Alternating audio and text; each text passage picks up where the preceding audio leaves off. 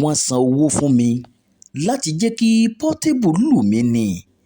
Kevin Power ló sọ bẹ́ẹ̀. Gbajúgbajà abẹ̀sẹ́kùbíòjò Kevin Power ti ní ìpolówó ọjà ní òun àti gbajúmọ̀ olórin Habeeb Okikiola, ẹni tí ọ̀pọ̀ èèyàn mọ̀ sí Portable gùn lé lásìkò tí àwọn jọ wọ̀yá àjà lọ́dún 2024. Power ní àwọn tó gbé iṣẹ́ fún òun ló fún òun lówó pé kí Portable la òun mọ́lẹ̀, kò kí ń ṣe pé Portable kájú òṣùwọ̀n láti ní pé òun fẹ́ dojú ìjà kọ òun. Pẹ̀lú ẹ̀rín ni Power fi ṣàlàyé yìí lásìkò tó ń bá àwọn akọ̀ròyìn sọ̀rọ̀ lórí ìrìn àjò ìgbésí ayé rẹ̀ àti àwọn ohun tó là kọjá kó tó dé ibi tó wà lónìí. Ọdún 2024 ni Portable àti Kevin Power wọ ìyá àjà ní pápá ìṣeré abẹ̀sẹ́kùbíòjò tó wà nípínlẹ̀ Èkó. Àwọn èèyàn ní Portable náà, ẹni tó jẹ́ pé nígbà tó rí pé èmi ló fẹ́ bá jà, ó kọ̀ jálẹ̀ pé kí n lọ bá Anthony Joshua jà dípò òun. Mo mọ̀ọ́mọ̀ díbọ́ ni pé mo ṣubú lásìkò tí Portable gbá mi. Wọ́n jọ sanwó fún àwa méjèèjì ni. Yorùbá bọ̀ wọ́n ní ẹni ìjà ò bá ló ń pe ara rẹ̀ lọ́kùnrin.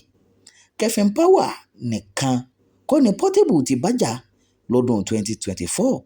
Portable àti òṣèrékùnrin Charles Okocha jọ fìjà pẹ́ẹ́ta ní ọjọ́rú ọjọ́ 27 oṣù kejìlá ọdún 2023 nígbà tí wọ́n fi ẹ̀sẹ́ kíkàn tí wọ́n wọ̀yá àjà.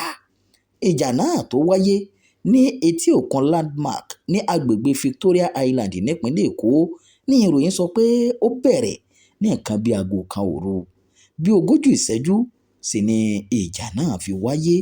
Ìròyìn tí àkókò yìí kò ní jù báyìí lọ. Ẹ má gbàgbé láti máa darapọ̀ mọ́ ìkànnì yìí, ẹ máa pín ká, ẹ máa fi èròǹgbà ẹ̀ sábàlá àríwú sí ẹsẹ̀ wọn bẹ́ẹ̀ sì ń tẹ̀tí gbọ́ wá.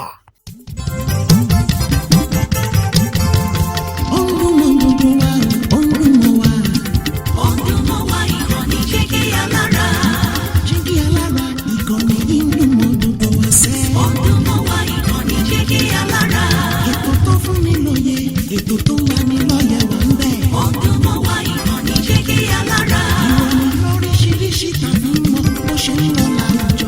Ọdún mọ́ wá ìkànnì Jígí Alára. Ìkànnì Jígí Alára. Jígí Alára. Jígí Alára.